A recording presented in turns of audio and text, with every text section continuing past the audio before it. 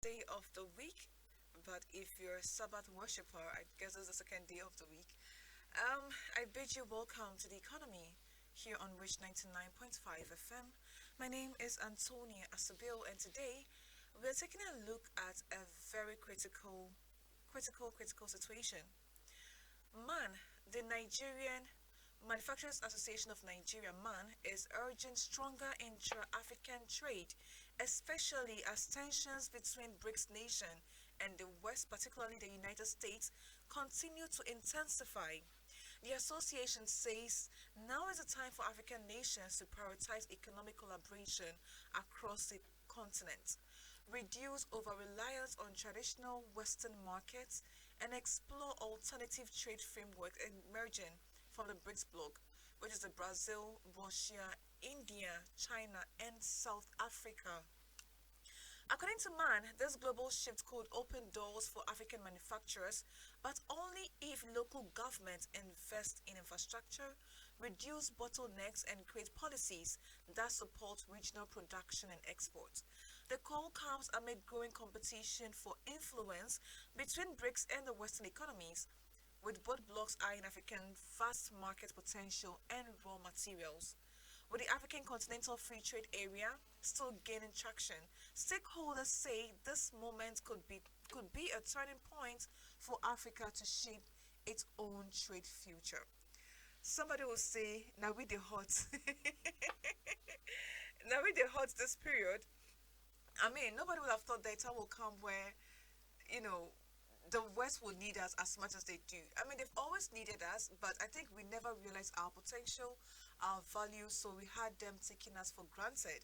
So now I think thanks to technology, thanks to innovation, and thanks to right thinking individuals, we are realizing our potential and then what we bring to the table. So I think there's a time for us to position ourselves properly in the market so that we can have, as we call it, a lion's share of our wealth. Okay, again, I bid you welcome to the economy. As usual, I don't do this program alone. I always bring in expert analysts who would come and then properly explain and make sense some of these policies. You'll be wondering, what is the African Continental Free Trade Area? What does it even mean? And how does that even concern me? Well, Mr. George Dayima is in the studio to explain that to you. He's an economist, he's a philanthropist, he's all round good guy. If you take him to business, he's there. If it's about philanthropic works, he's also there. Good morning, Mr. Dayima. How do you do? I'm very well. Good morning. Yeah. Yeah, I mean, seeing you on a Monday in your white out, white outfit, it tells me you're really ready for work. Yes, I am, of course. Yeah, very much ready. Uh, Quite a very interesting topic on Yeah. the Africa Free Trade Continental Agreement and African countries collaborating more with themselves and working towards improving trade, intra-Africa trade more Yeah. especially, Mm. and shared economic values and all that.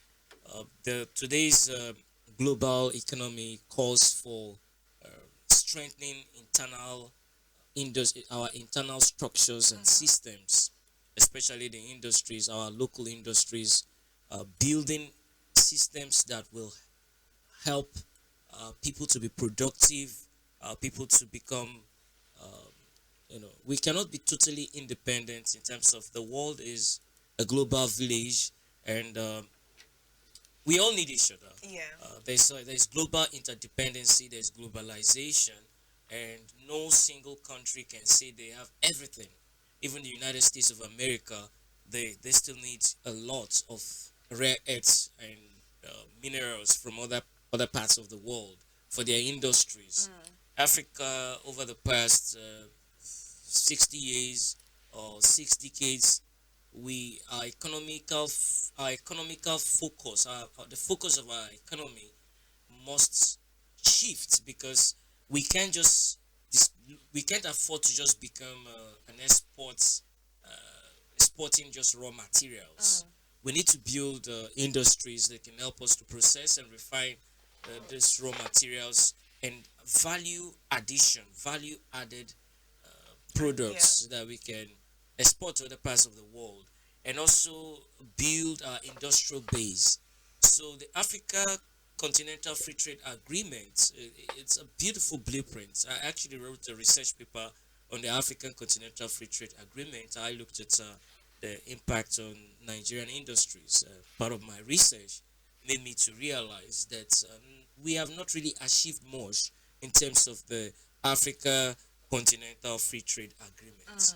If you look at many African countries, the trade they trade more with either the West or with China, and trade intra-Africa trade is still very poor in terms of the percentage of our GDP on a continental level, the gross domestic product. So I believe that it is time for bold leadership, and it is time for African leaders to realize that who have the best interest of Africa than Africans. It is time for African leaders to realize that um, they play a very crucial role in the transformation of African countries, their countries, their economies. This dependency syndrome, we have been in that class of dependency syndrome for too long. Uh, we have a lot of potentials that we are not tapping, we are not utilizing. We tend to we have this mentality. I think it's a mental problem because when you talk about economic transformation, you have to look at the mental economy, and the mental economy is very important. Your perception is very important. Your attitude, your belief systems, and when you look at most of our African leaders, they go to the United Nations, the World Bank, the International Monetary Fund, the African Development Bank, and other financial institutions. So always begging for or asking for loans, for arms, for aids, and for all that.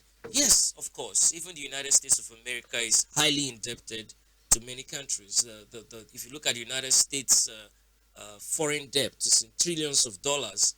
But the question is, what do they do with their loans? You know, when you take a loan from a country, it's not just for you to misuse and mismanage it or use it to fund your personal interest or political Excesses. interest. Exactly.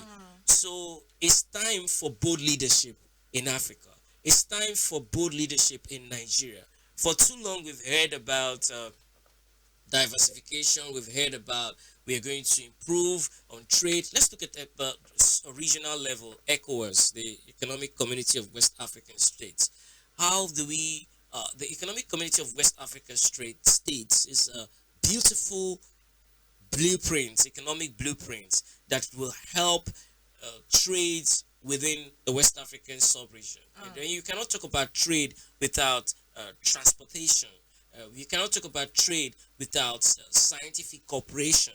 You cannot talk about trade without education. You cannot talk about trade without security. You cannot talk about trade without research and development. So all these things are very important.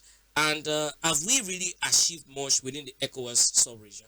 Is it easy for a Nigerian exporter to export his products to Liberia or to Sierra Leone or to the Gambia or to Guinea-Bissau? You know, so then if you look at Nigeria, for example, Nigeria it's a major powerhouse in the West Africa sub-region. But are we really are we utilizing? Are we really living up to expectation? Are we harnessing the potentials we have? Are we seeing the dividends of? It's not just about calling ourselves the giant of Africa. Now, Nigeria as a country, we are surrounded by all francophone speaking countries. We have Cameroon, neighboring country. We have Chad. We have Niger Republic. We have Benin Republic, and all these countries are all francophone countries. Of course, in Cameroon, they have the anglophone part, the English speaking part, and they have the francophone part, the French speaking part. But now, if we're talking about trade, language is very important in terms of trade. And you cannot take away language, and communication is very key. So even when we are talking about the Africa Continental Free Trade Agreement, we must realize the power of language. Now, I want to use Nigeria as a case study. I'm a Nigerian, and I'm very much interested in Nigeria's economic prosperity and advancement. And now we talk about language. All the countries surrounding Nigeria our neighbors are French-speaking countries.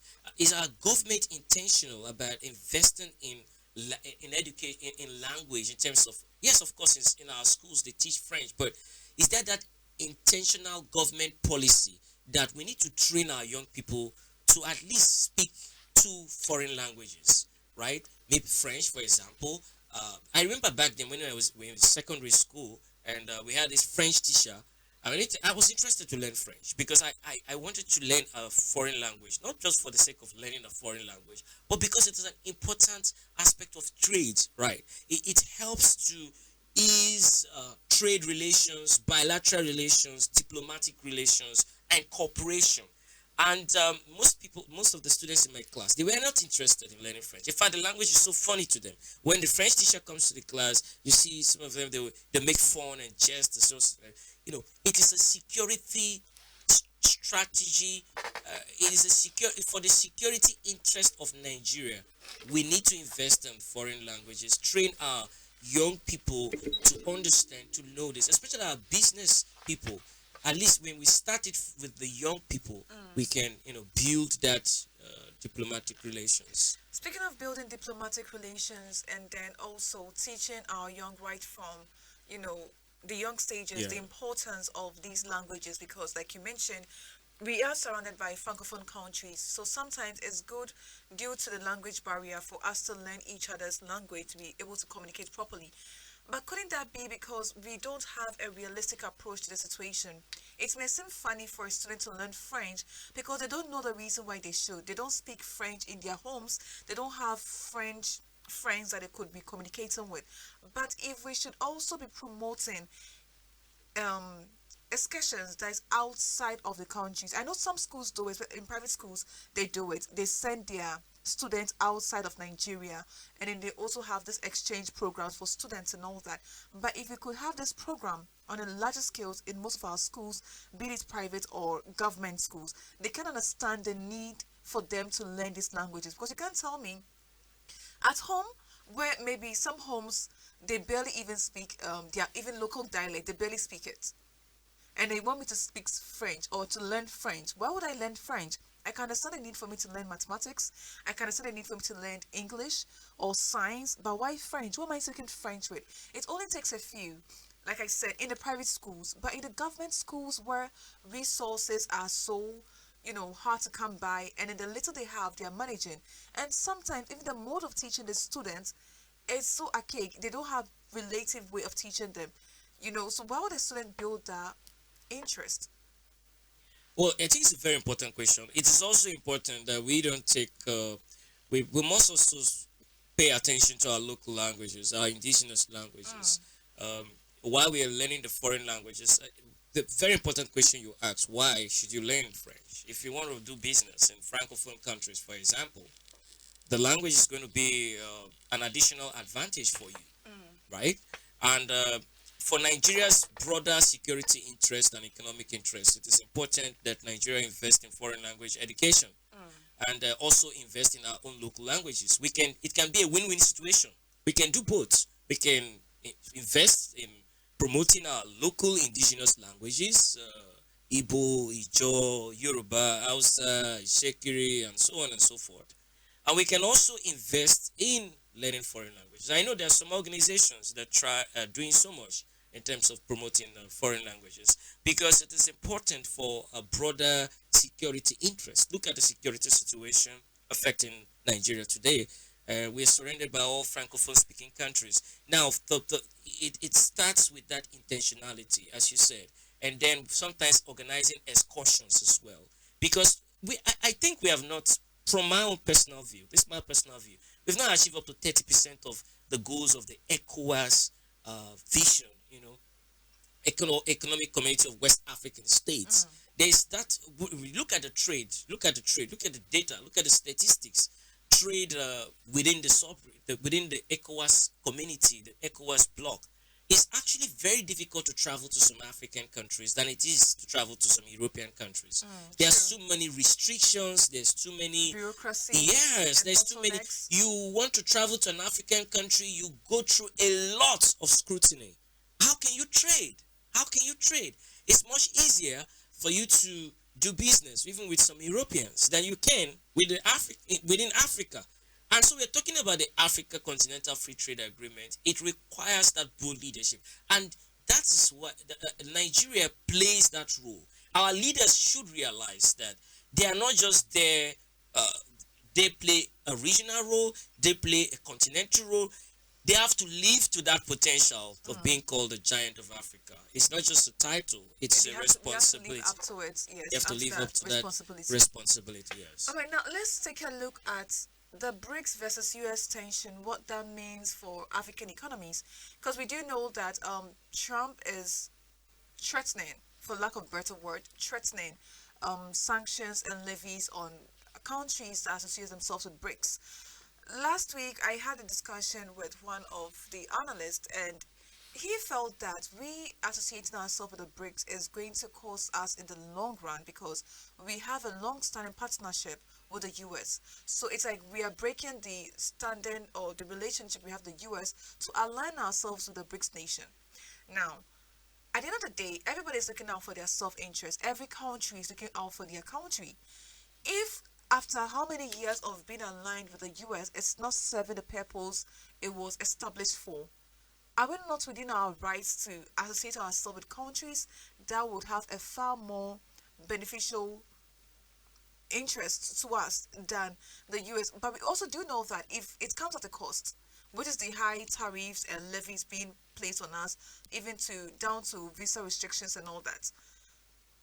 What does this mean for Africans in terms of trade? Because we have, like you said, we cannot depend on ourselves. We have to align ourselves with like-minded countries for our own benefits. So, what's the way forward? Well, I'll say if you've read the book Animal Farm, written by George Orwell, it's quite an interesting read. I've read it many times, and the book is not just another a beautiful literary piece, but it's actually talking about the politics and the economics of the world. The United States of America and President Trump is fighting for his own country. He's fighting for their interest, and Yes, they have the America First policy. exactly. What is Nigeria's own policy? What is our leaders? What are they fighting for? Are they fighting for Nigerians? Nigeria first? Do we have a Nigeria first Oh yeah, economic policy? we actually do have Nigeria first policies. Okay, At least as of this year. Since okay, everybody's looking towards themselves, it's about time Nigeria also look towards okay. ourselves. The So, Nigerian first economic policy. What is the impact of the Nigeria first economic policy? It's not just about we don't want to align with the United States. We don't want to align with BRICS country, which is when you talk about BRICS. For the sake of the listeners, we're talking about Brazil, Russia, India, China, and South Africa. These are power blocks. Now, I think the central underlying question is our leaders must sit down to articulate and have a clear economic blueprint on where they want the Nigerian economy, which way forward, right? How do we the build direction. the direction we are going? Of course, we can align with, we can decide to align with BRICS, we can decide to align with the United States, but we must sit down and weigh the cost benefit analysis and look at what is the cost for our alignment. Now, the United States are doing visa restriction, and then and all that they're going to put in place to try to see how they can, punish us for not strongly aligning to them. The thing is that we need to do a lot of our homework. We need to do our homework, and our homework starts with our local market, our economy. You know, let's take for example a student. You want to rub shoulders with other people that are bigger than you, and you've not done your homework properly. You need to do your homework. You need to sit back. We have a lot of wastes in our economy, and I keep saying this. And we mismanage a lot of the resources we have. We have so many resources, and we mismanage it. We have a lot of resources that we are not even utilizing, and we keep, government comes, government goes, and we keep hearing the same problem. The poverty situation is bad, and I tell people ask me a lot, what's the problem? What's wrong with the economy? What's the problem? I tell them the problem with the economy is those running the economy, right? So, what can we boast of?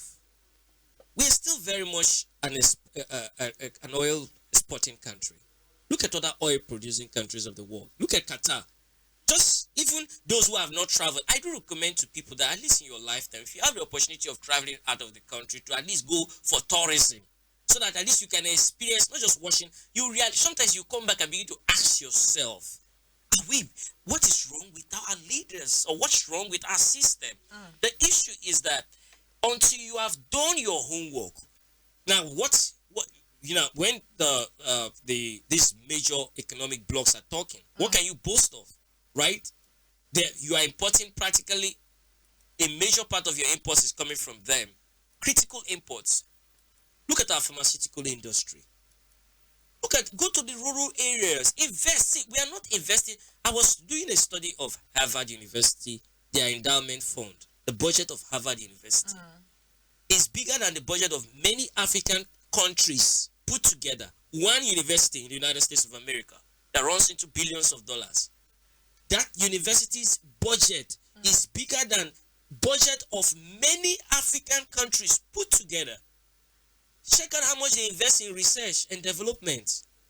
Yeah, in our universities, people do research, they write project. At the end of the day, many of them in economics. I remember a friend of mine, he wrote, his research was on power supply and the impact on small businesses.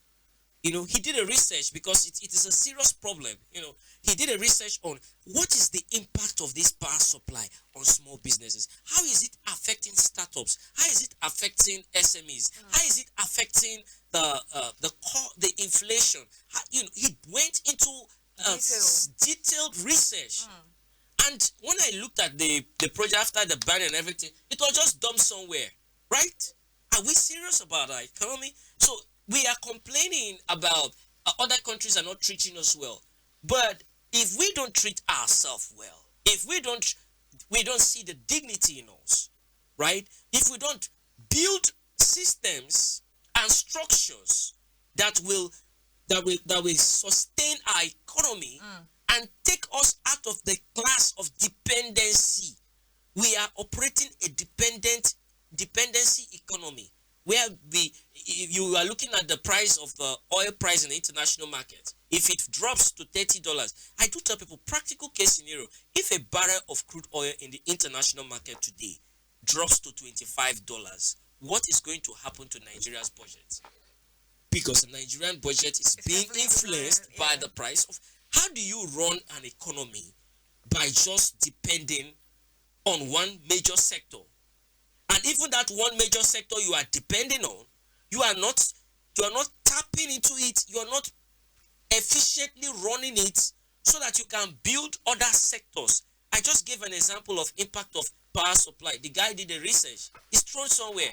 I don't think that the government, whether they are in state government, local government, federal government, community leaders, there is a need for a collaboration with the academic community.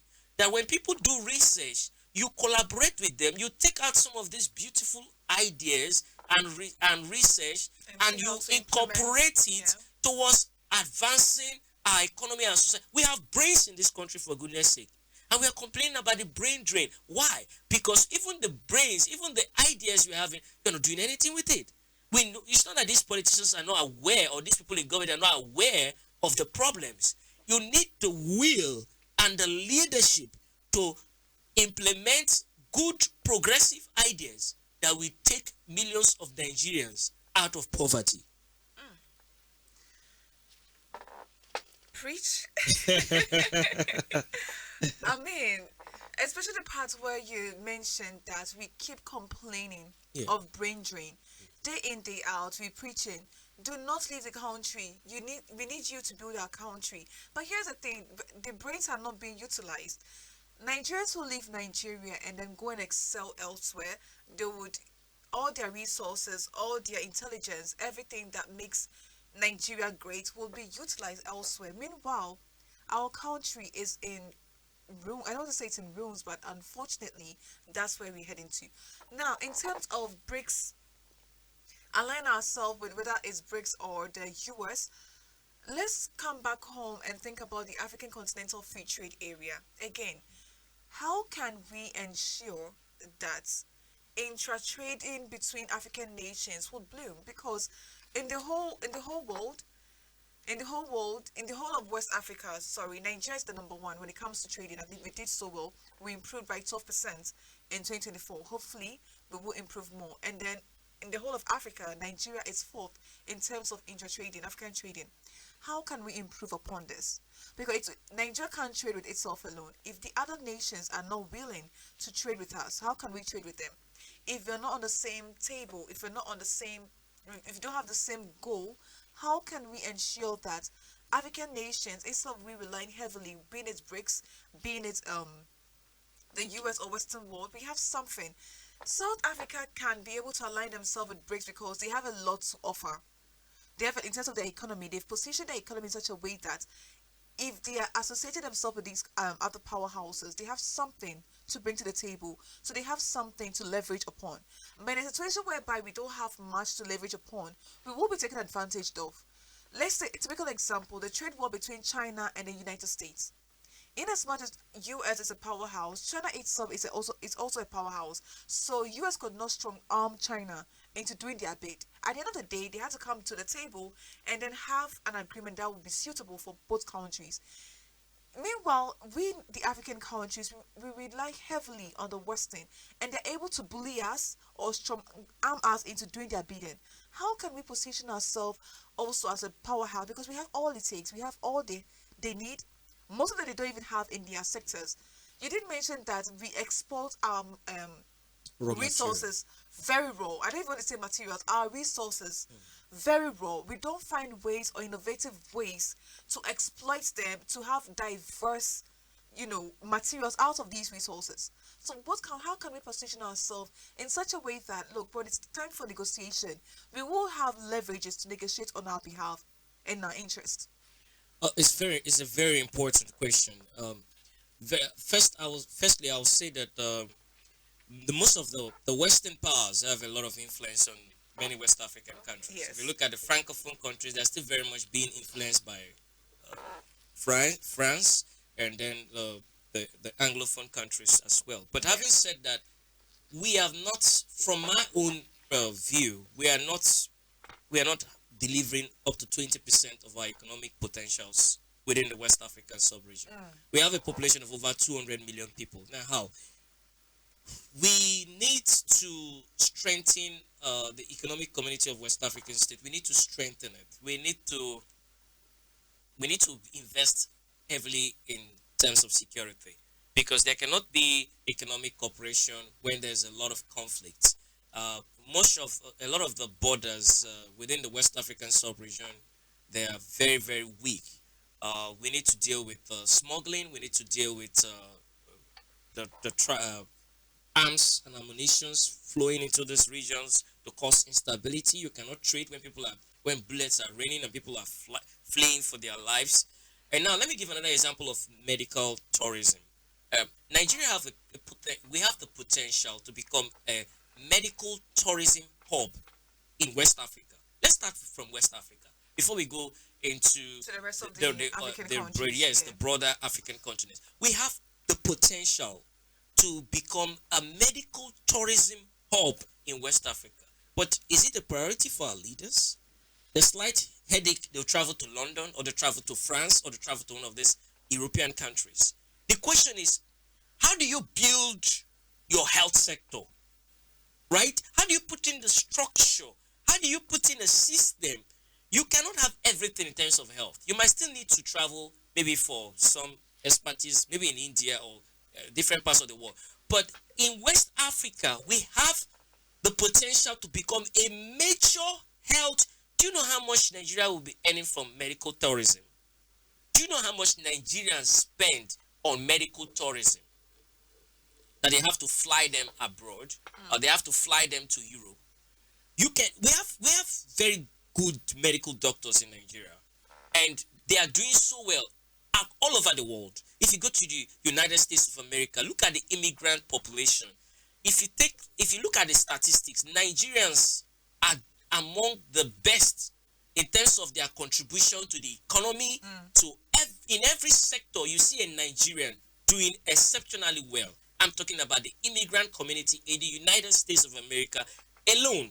Now, looking at West Africa, if we are talking about how we can improve our economy, our trade relations, our exports, and we must invest in our human capital. And I do tell people that education goes beyond just building a school and classrooms are there, and then you just commission it, and then you have teachers teaching. No, education, the faith has changed. It's not just sitting in the classroom and writing and copying notes for students to copy. No. Or picking up a lecture material and you just dictate it for them. No. Education have gone beyond that. Education right now is taxing your intellect beyond the classroom. What can you do? What can you offer? What are the problems around you? What practical solutions can you develop? So if we build an educational system that is tailored or focused towards problem solving, not just cramming to pass an exam, and after you pass the exam you collect your certificate and that's it, and yet there's no job, and even when you apply for a job they will ask you for 10 years experience. When do you get the 10 years experience? When you never had a job. You start from school. You're like, okay, yeah, in school you don't have opportunities. Even in school, if we build that kind of educational system, a productive educational system tailored towards, I've seen a lot of universities, they always have this fanciful word, the entrepreneur, they are trying. Our public universities are trying. But we still have a lot more to do, because the kind of education you offer is reflects or is a determinant of the kind of economy you are going to have.